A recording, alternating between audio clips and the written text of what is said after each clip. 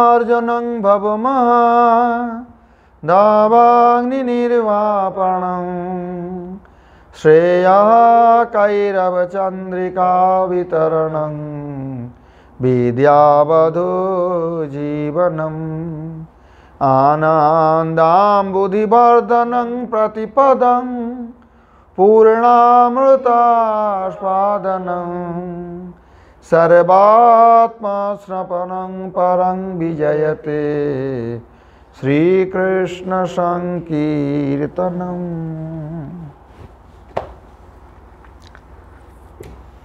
তাহলে মহাপ্রভুর মুখনিসৃত শ্রী শিক্ষাষ্টকের এই প্রথম শ্লোকের আমরা চর্চা করছি। তিনটে পাঠ হয়ে গেছে না, তিনটে না চারটে হয়ে গেছে জানি না, তিনটে হয়ে গেছে না, তিন ভাগ হয়ে গেছে, চতুর্থ ভাগ এখন। মানে এই প্রথম শ্লোকটার উপরেই এখনও চর্চা বাকি আছে আমাদের। শ্রীল ভক্তবিনোদ ঠাকুরের যে সম্বোধন ভাষ্য, সেখানে এ পর্যন্ত আমরা দেখেছি চেতদর্পণ পরং বিজয়তে শ্রীকৃষ্ণ সংকীর্তনম, সেই প্রকারে শ্রীকৃষ্ণ সংকীর্তন সর্বোপরি বিরাজমান। সেই প্রকারেই শ্রীকৃষ্ণ সংকীর্তন সপ্তবিধ লাভ জীবকে প্রদান করেন। চেতদর্পণ মার্জনং ভবমহা দাবাগ্নি নির্বাপণং শ্রেয় কৈরব চন্দ্রিকা বিতরণং বিদ্যাবধূ জীবনং। এইবারে আনন্দাম্বুধিবর্ধনম।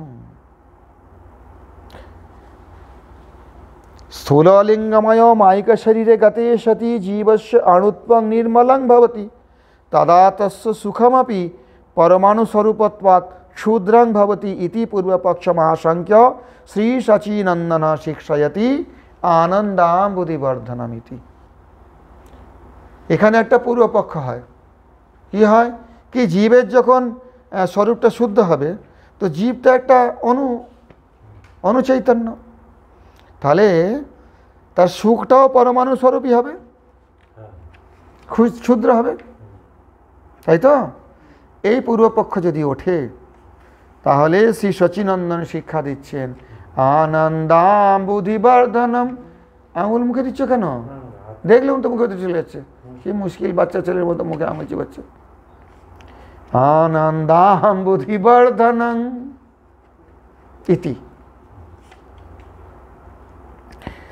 তদাবস্থায়াং শ্রীকৃষ্ণ সংকীর্তনং তস্য জীবস্য স্বাভাবিকম আনন্দং লাদিনীসার বৃত্তিয়া অনন্তেন সম্বর্ধয়তি।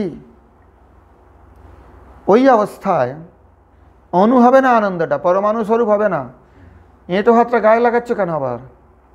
না আঙুলটা ধুয়েছো, হাতটা ধুয়েছো, গোটা গা উচ্ছিষ্ট হচ্ছে তো। হ্যাঁ দেখছিলাম তো এরকম করে।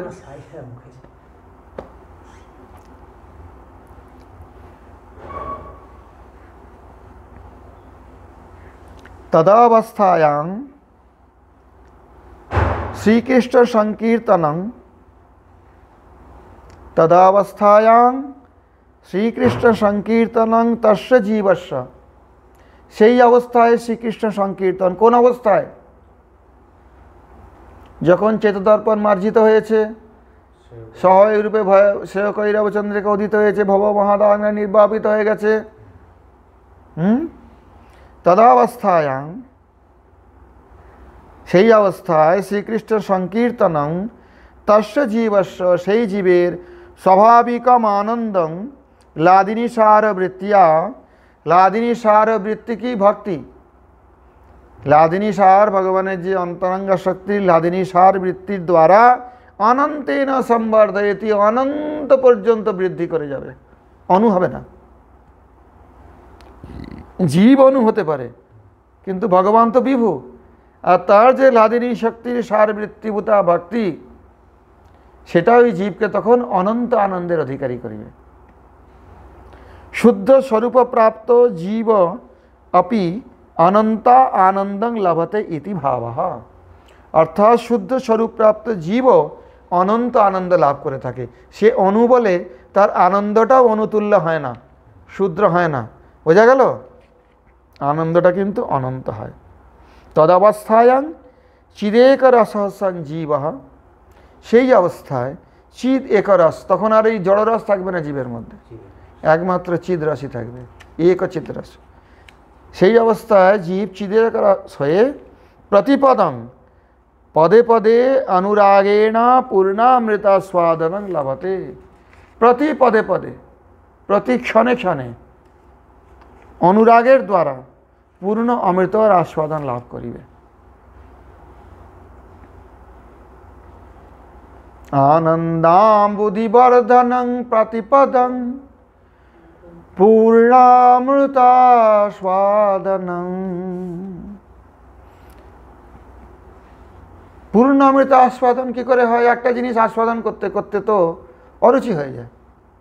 কেউ যদি তেতোই খেতে থাকে আর ভালো লাগবে তেতো খেতে। কাউকে যদি মিষ্টি খাওয়ানো হয় দিনের পর দিন কেবল, কী হবে? খেতে খেতে একটা সময় জীবের অরুচি হয়ে যাবে, তারপরে আর ভালো লাগবে না, কেননা স্বাদটা পুরানো হয়ে যাবে, তাই তো? নতুন তো হবে না। তা এখন যদি বলা হয় আনন্দাম্বুধি বর্ধনম, অনন্ত আনন্দ লাভ করবে, তো আনন্দেও তো বিরক্ত হয়ে যাবে জীব, অরুচি হয়ে যাবে। তো সেই পূর্বপক্ষটাকে এখানে সমাধান করছেন। নিত্য নূতন বিগ্রহে ভগবতী তৃষ্ণা নিবৃত্তি অভাবাৎ নিত্য নূতন রস সম্ভোগোপি ঘটনীয়। কি যে বিষয়, ভক্তির যে বিষয়, সেই বিষয়কে ভগবান, তাই তো? ভগবান কীরকম? নিত্য নূতন বিগ্রহ, নিত্য নবনবায়মান। ভগবান তো কখনো পুরনো হচ্ছে না, নতুন নতুন হচ্ছে, প্রতিদিন এক রকমের, প্রতি ক্ষণে ক্ষণে বদলাচ্ছে, প্রতি ক্ষণে ক্ষণে নিত্য নূতন, নিত্য নবনবায়মান। তো নিত্য নবনবায়মান ভগবানের প্রতি তৃষ্ণা কখনো নিবৃত্তি হবে না। বোঝা গেল? সাধারণ জগতের কোনো মিষ্টি বস্তু গ্রহণ করলে বা কোনো দর্শন করলে বা কোনো শ্রবণ করলে কিছুক্ষণ পর তৃষ্ণা নিবৃত্তি হয়ে যায়, আর ভালো লাগছে না।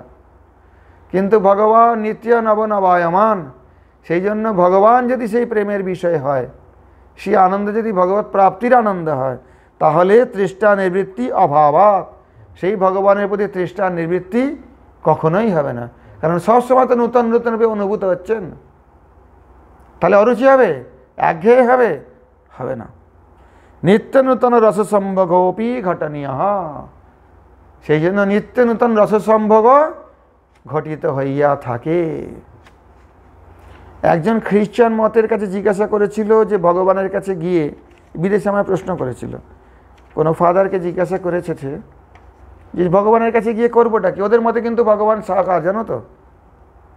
খ্রিস্টানদের ভগবান নিরাকার নয়, কিন্তু কীরকম রূপটা জানে না।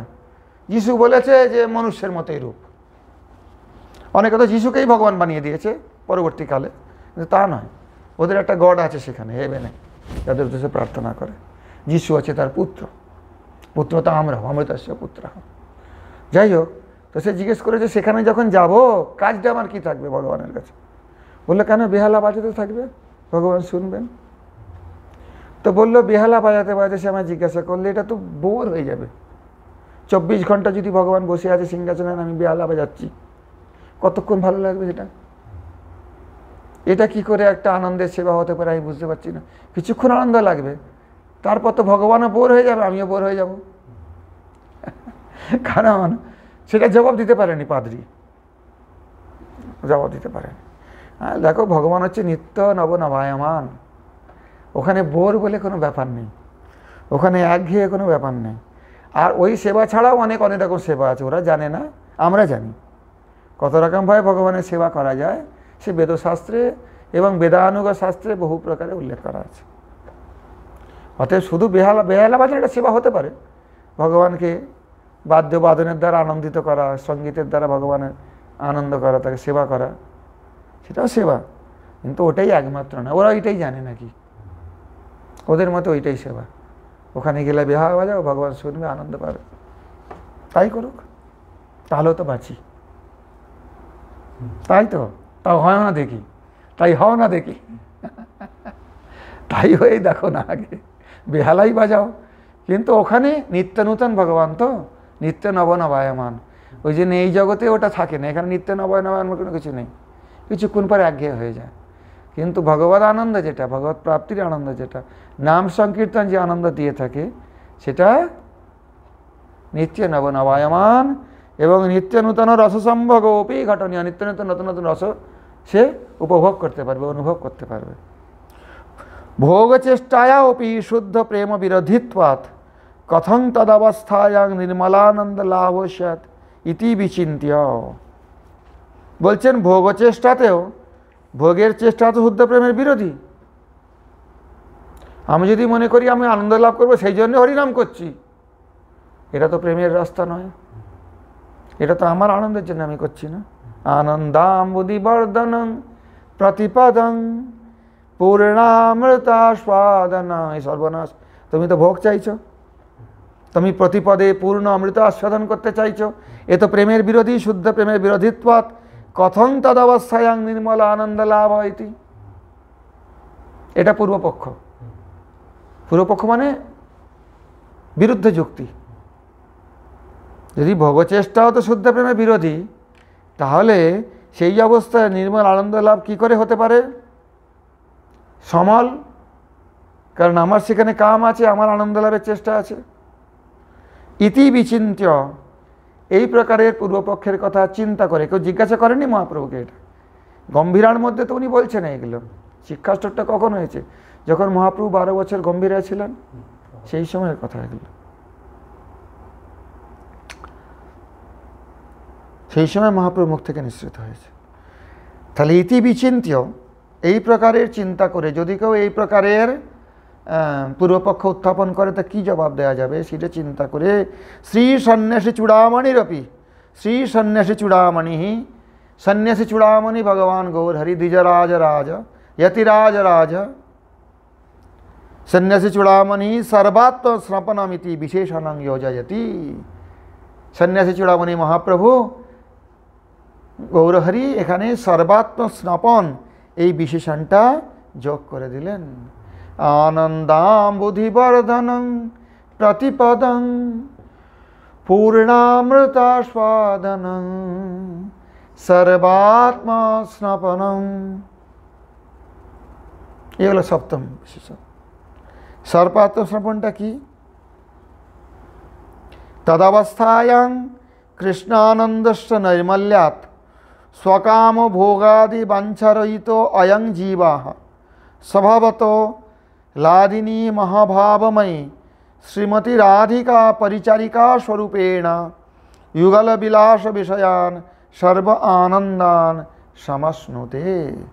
সেই অবস্থায় কৃষ্ণানন্দের নির্মলতার কারণে, নৈর্মল্যাৎ কৃষ্ণানন্দ নির্মল হইবার জন্য, স্বকামভোগ বাঞ্ছারহিত এই জীব, এই জীব মানে যে জীব ওই রকম কৃষ্ণ কীর্তন করছে, যার হৃদয়ে কৃষ্ণ নাম আবির্ভূত হয়ে মুখে এসে জিহ্বায় নৃত্য করছেন, সেই জীব।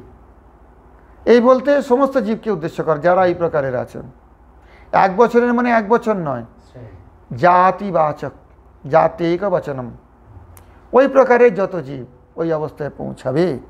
স্বভাবত লাদিনী মহাভাবময়ী, সে স্বভাব সেই লাদিনী মহাভাবময়ী শ্রীমতী রাধিকা পরিচারিকা স্বরূপেণ, যদি তার ওই রকমের স্বরূপ হয়, সে মহাভাবময়ী শ্রীমতী রাধিকার পরিচারিকা মানে দাসী রূপে, যুগল বিলাস বিষয়ান, যুগল বিলাসের যা কিছু বিষয়, সর্বানন্দান সমশ্নুতে। বললেন তার আনন্দ কি হবে? আনন্দ তো রাধাকৃষ্ণের হচ্ছে, যুগল বিষয় না। এখানে একটা রহস্য আছে, তার এতখানি তাদাত্ম হয়ে যায়, রাধারানীর সঙ্গে এতটা তাদাত্ম হয়ে যায় মঞ্জরীদের, কি রাধারানী কৃষ্ণ সঙ্গমে কি সুখ পাচ্ছেন, কৃষ্ণ রাধারানীর সঙ্গে কি সুখ পাচ্ছেন, দুটোই মঞ্জরী অনুভব করতে পারবে, পরিচারিকা। সখীদের নয়, সখীদের একটু পার্থক্য আছে, কেননা সখীদের প্রত্যেকের পৃথক পৃথক কৃষ্ণের সঙ্গে সম্বন্ধ আছে, পৃথক পৃথক অনুভব আছে, পৃথক পৃথকভাবে তারা সেবা করছেন, যদিও তারা রাধারানীরই অংশভূত। কিন্তু এখানে যে লক্ষ্যটা মহাপ্রভু দিয়েছেন জীবকে, ওই যে মঞ্জরীয়রা সখী হলেও 5 প্রকারের সখীর মধ্যে এরা কিন্তু সখী হলেও সাক্ষায়তে মম নমস্তু নমস্তু নিত্যং, দাসায়তে মম রসস্তু রসস্তু সত্যম, আপনার সখ্যে আমার প্রণাম, আপনার দাসেই আমি রসপ্রাপ্ত করতে। এই যে রাধিকার পরিচারিকা স্বরূপে তারা কিন্তু যুগল বিষয়ের সমস্ত অনুভূতিগুলো তারা অনুভব করে। এমনকি তাদের বাহ্য শরীরেও সেগুলো চিহ্ন প্রস্ফুটিত হয়ে যায়। রাধারানীর শরীরের যে চিহ্নগুলো, সম্ভোগ চিহ্নগুলো মঞ্জরীর শরীরে প্রকটিত হয়ে যায়। অতএব সমস্ত আনন্দটা তারা স্বভাবতই উপভোগ করেন, কামনা নেই তাদের। এই আনন্দটা উপভোগ করবে, এটা কামনা নেই। রাধাকৃষ্ণের মিলন সুখই তাদের বাঞ্ছা, স্বসুখ বাঞ্ছা নেই। কিন্তু ওই প্রকারের রাধিকা পরিচারিকা স্বরূপে তারা স্বভাবতই ওই সর্ব আনন্দান সমশ্নুতে সম্যক রূপে ন শ্নুতে স্বশ্নুতে সর্বান কামান সহ ব্রহ্মণা বিপশ্চিত। উপনিষদের যে কথাটা আছে, সে ব্রহ্মের সঙ্গে সমস্ত সুখ উপভোগ করে থাকে এইভাবে। সে তো ব্রহ্ম হয়ে যাবে না, কিন্তু রাধারানীর দাসী হতে পারে। আর পরব্রহ্ম কৃষ্ণের সঙ্গে তার অন্তরঙ্গা শক্তি রাধারানী যা কিছু অনুভব, সেগুলো তারা সশ্নুতে সর্বান। অশ্নু মানে পাশ ধাতু হচ্ছে ভোজনে, খাওয়া, ভোজন করা। এখানে ভোগ করা অর্থে মানে ওটাকে ধরে, ভোজন করা মানে খাবে, অনুভব করবে। সশ্নুতে সর্বান কামান সহ ব্রহ্মণা বিপশ্চিত, ব্রহ্মের সহ তারাও সমস্ত কামনা ভোগ করবে। এটার অর্থ এইখানে আমাদের গৌড়ীয় সম্প্রদায় অনুযায়ী। আমরা অবৈদিক নয়, আমরা উপনিষদের বিরোধী নয়। শ্রীমতী রাধিকা পরিচারিকা স্বরূপেণ যুগল বিলাস বিষয়ান সর্বানন্দান সমশ্নুতে। অত্র সর্বাত্ম স্নপনম ইতি পদদ্বয়েন। সর্বাত্ম স্নপনম এই যে পদ, এই দুটো পদে মুক্তস্য সাযুজ্যান্তর্গত ব্রহ্মলয় দোষাণাং স্বীয় কাম সম্ভোগাদি দোষানাঞ্চ সম্পূর্ণ ধৌতিরিতি পরিজ্ঞেয়ং। সর্বাত্ম স্নপন মানে সমস্ত আত্মার স্নপন হয়ে যাবে, স্নান হয়ে যাবে। তা সমস্ত আত্মা মানে কি? আত্মা শব্দের 7টা অর্থ হয়, মহাপ্রভু বলেছে। দেহ, মন, আত্মা, পরমাত্মা ইত্যাদি ইত্যাদি। সর্বাত্মা স্নপনাং মানে একদম পরিষ্কার নির্মল হয়ে যাবে সে। নিরঞ্জনম পরমং সাম্যম উপৈতি, উপনিষদে বলা হচ্ছে। যেখানে কোনো অঞ্জন, কোনো কালি থাকবে না, কালিমা থাকবে না, দাগ থাকবে না। কখন হবে সেটা? সর্বাত্মা স্নপন হলে মন শুদ্ধ হয়ে যাবে, চিত্ত শুদ্ধ হয়ে যাবে, অন্তঃকরণ শুদ্ধ হয়ে যাবে। কোনো কামলেশ, ওইখানেই বলছেন ব্রহ্মলয়ে দোষানাং সম্পূর্ণ ধৌতির। ব্রহ্মলয়ের দোষ সম্পূর্ণরূপে ধুয়ে পরিষ্কার হয়ে যাবে। স্বীয় কাম সম্ভোগাদি দোষানাঞ্চ সম্পূর্ণ ধৌতির। আর স্বীয় কাম সম্ভোগাদি যে দোষ, সে দোষও সম্পূর্ণ ধৌতি, অর্থাৎ সে কামভোগও সেখানে করবে না, আর ব্রহ্মলয় হবে না। তাহলে কি হবে? সেবা আনন্দ অনুভব করবে। তৎসুখ সুখিত্বম। এতৎ সপ্তগুণকং সচ্চিদানন্দ স্বরূপ যুগল প্রেম বিচিত্র লীলাপরং শ্রীকৃষ্ণ সংকীর্তনং বিজয়তে বিশিষ্টতয়া সর্বৎকর্ষেণ বর্ততে। এই প্রকারের যে সপ্তগুণযুক্ত, সপ্তগুণকং, সপ্তগুণ সমন্বিত সচ্চিদানন্দ স্বরূপ যুগল প্রেম বিচিত্র লীলাপর, শ্রীকৃষ্ণ লীলা সংকীর্তনের এগুলো সব বৈশিষ্ট্য বিশেষণ। শ্রীকৃষ্ণ সংকীর্তন সচ্চিদানন্দ স্বরূপ, শ্রীকৃষ্ণ সংকীর্তন যুগল প্রেম বিচিত্র লীলাপরক। যুগল প্রেম বিচিত্র লীলাপরং শ্রীকৃষ্ণস্য সংকীর্তনং বিজয়তে বিশিষ্টতয়া সর্বোৎকর্ষেণ বর্ততে। সর্ব উৎকর্ষণ, সর্বোপরি বিরাজমান। বিজয়তে মানে সর্বোপরি বিরাজমান। অর্থাৎ যদি হরিনাম জীবে উচ্চারিত হয়, যদি জীব হরিনাম হৃদয়ে আবির্ভূত হয়ে জিহ্বার মাধ্যমে নৃত্য করে শব্দরূপে, তাহলে প্রেম বিচিত্র লীলাপরক শ্রীকৃষ্ণের যত প্রেম বৈচিত্র্য লীলা আছে সেগুলো সহায়ভাবে জীব জানতে পারবে। ঈষৎ বিকশী পুনঃ দেখায় নিজ রূপগুণ চিত্ত হরিলয় কৃষ্ণ পাশ। কে? হরিনাম। পূর্ণ বিকশিত হয়া ব্রজে মরে যায় লয়া দেখায় নিজ স্বরূপ বিলাস। মরে সিদ্ধ দেহ দিয়া কৃষ্ণ পাশে রাখে গিয়া এ দেহের করে সর্বনাশ। চেত দর্পণমার্জনং ভবমহাদাবাগ্নি নির্বাপণং শ্রেয় কৈরব চন্দ্রিকা বিতরণং বিদ্যাবধূ জীবনম। आनन्दाम्बुधिवर्धनं प्रतिपदं पूर्णामृतास्वादनं सर्वात्मा स्नपनं परं विजयते श्रीकृष्ण संकीर्तनम्। निताई गौर प्रेमानंद हरि हरि बोल।